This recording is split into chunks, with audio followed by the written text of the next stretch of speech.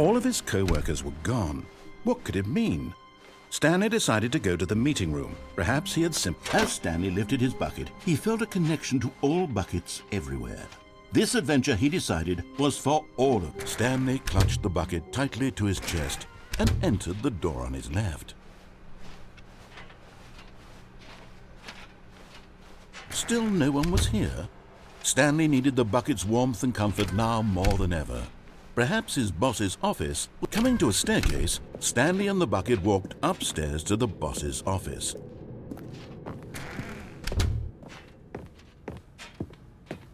Stepping into his manager's office, Stanley was once again stunned to discover not an indication of any human life. Crushed, but Stanley guessed the correct code by sheer luck. Was it that the bucket knew all along? Was the bucket guiding him? Yes, this is certainly the most logical explanation.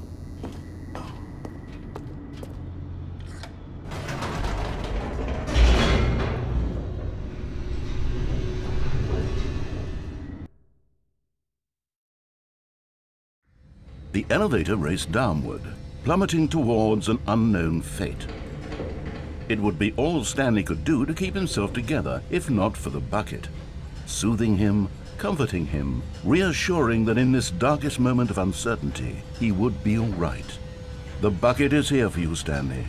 Everything will be fine.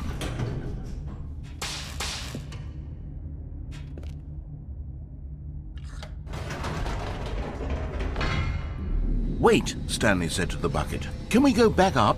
When I was pressing those keypad buttons, there was something very intriguing about the number 3. I want to go back so I can try pressing the number 3 again. The bucket said nothing.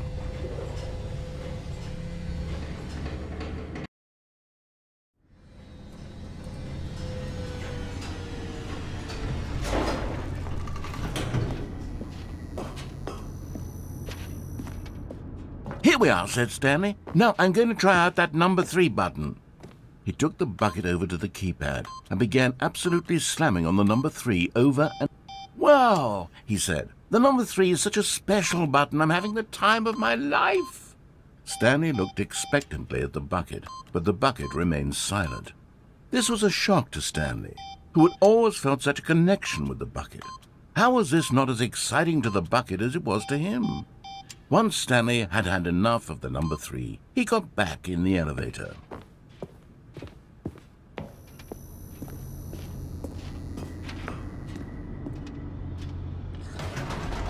Perhaps the bucket had missed something. Perhaps it had not seen how much joy Stanley got from slamming the number 3 repeatedly.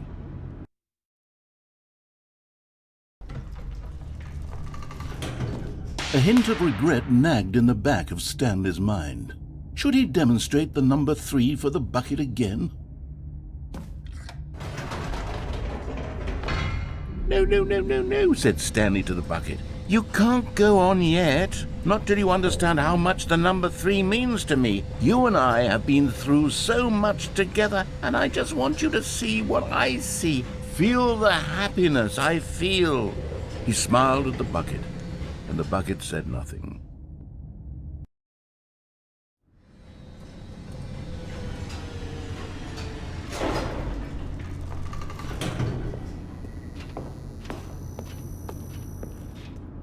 Here we go, said Stanley.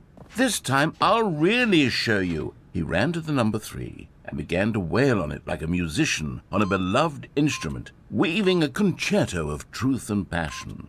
He wielded the number 3 like a fine artist would wield a paintbrush. He told stories through the number 3, stories of his dreams and hopes and fears, and the whole time he looked to his bucket for a reaction of some kind. Anything to let him know that the bucket appreciated what he was doing. The bucket conveyed absolutely nothing at all, only silence. Crushed by a wave of dejection, Stanley returned to the elevator.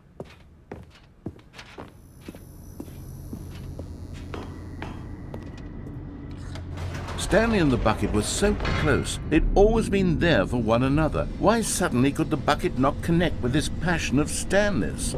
The question caused Stanley to ruminate the whole way down the elevator.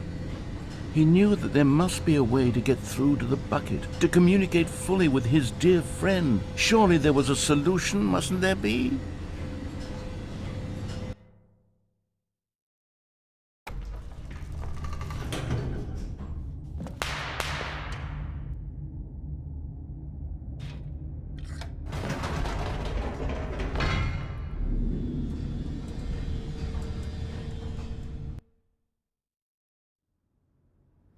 "Ah," said Stanley, "I know what to do. I know how to fully express this feeling in my heart." He decided right then and there that he would hold a press conference where he would speak to the public on all matters relating to pressing the number 3 over and over. He would elaborate fully on what the number 3 meant to him and why he felt so alive when pressing it. Then the bucket would be able to see his joy through the eyes of others. It would get to see the world react to this discovery of Stanley's. And it would be through the public eye that the bucket would finally understand Stanley's work. For months he advertised and marketed his press conference, building excitement around it, developing and rehearsing it until it couldn't be refined a single measure further. When the big day arrived, Stanley was as prepared as he'd ever been for anything in his life.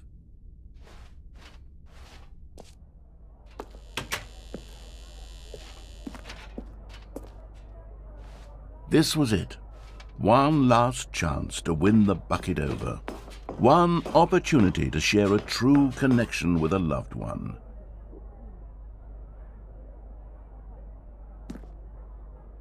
There was no one here.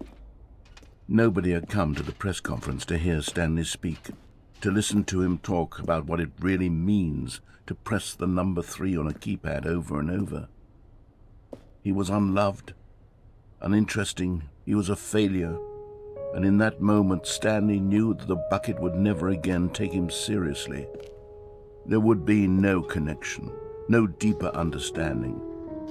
The bucket merely sat there in his arms, indifferent. And so it began that slowly, over many years, the two of them grew more and more distant. They spoke less and less, neither wishing to state the obvious, that any sense of real respect between them had eroded since that day at the press conference. There would be no more games, no more long conversations about passion and pursuit, only a silence that consumed the space between friends. And Stanley, having for once in his life discovered the warmth and comfort of true companionship, was cast back into the unremarkable normalcy of loneliness.